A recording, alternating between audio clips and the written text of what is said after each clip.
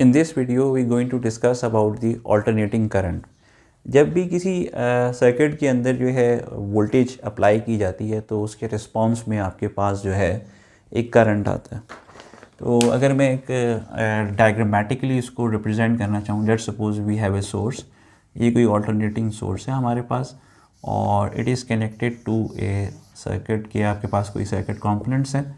तो if you apply a AC voltage तो इसके रिस्पांस में आपके पास जो है करंट आएगा। यहाँ पे आपके पास कोई भी हो सकती है, लेट्स सपोज इम्पीडेंस मैं ले लेता हूँ। एसी सर्किट्स में इम्पीडेंस जो है वो अमूमन टैकल की जाती है। You can have resistance, inductance and as well as capacitance. तो उसके रिस्पांस में जो है आपके पास ये करंट आता है।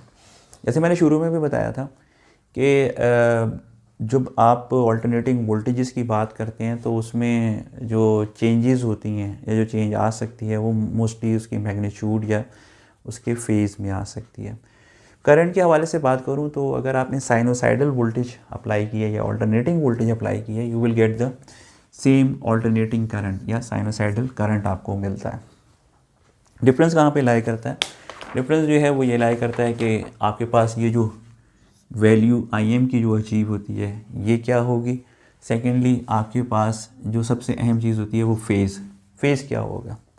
लेट्स सपोज अगर आपके पास जो इम्पिडेंस है वो रेजिस्टिव इन नेचर है। अगर हम इसकी बात करें, लेट्स आप क्या कहते हैं कि ये रेजिस्टिव नेचर की जो है या आपके पास जो इम्पिडेंस लगी हुई है वो है, तो ये करंट क्या होगा? Obviously this will be in phase. और अगर मैं इन फेज़ करंट ड्रॉ करूँ तो वो मेरे पास जो है वो लेट्स सपोज इस तरीके से होगा। So this will be in phase. और इस केस में अगर मैं लूँ तो जो थीटा जो हमारे पास है ये 0 डिग्री होगा।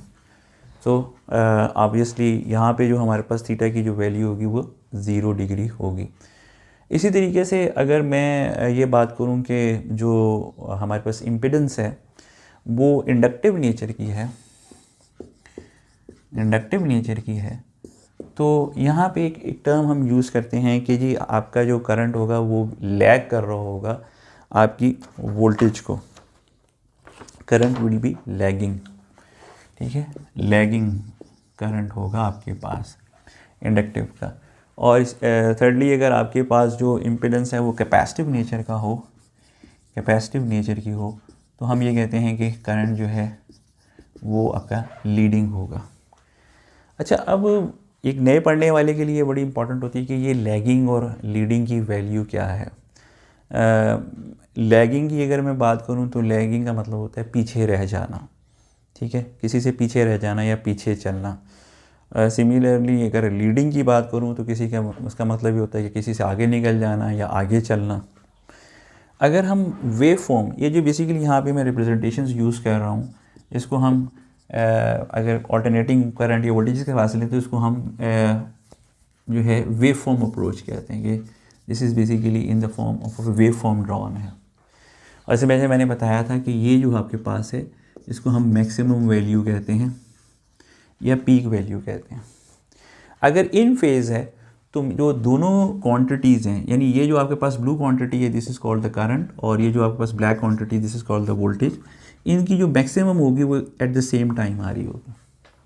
यानी जो इनकी मैक्सिमम वैल्यू है वो एट द सेम टाइम आ रही होगी, ठीक है। अगर आप ये कहते हैं कि आपका करंट लैगिंग है, लैग कर रहा है, तो इसका मतलब ये है कि इसकी जो मैक्सिमम वैल्यू होगी वो आपकी जो वोल्टेज की मैक्सिमम वैल्यू है उसके बाद आएगी टाइम के अंदर।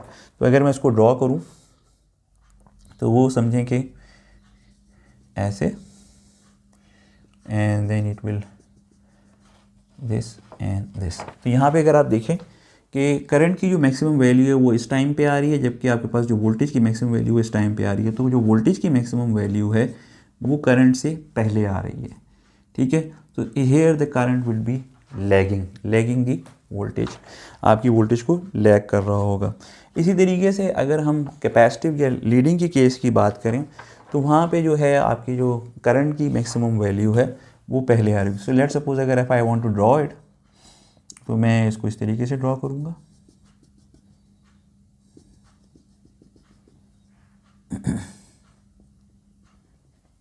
एक सेकेंड में थोड़ा सा इसको सही कर लूँ, दैट्स इट। सो अगेन अगर आप देखें तो जो इसकी करंट की मैक्सिमम वैल्यू है वो आपकी वोल्टेज की मैक्सिमम वैल्यू से पहले आ रही है टाइम में। So now the current will be leading the voltage.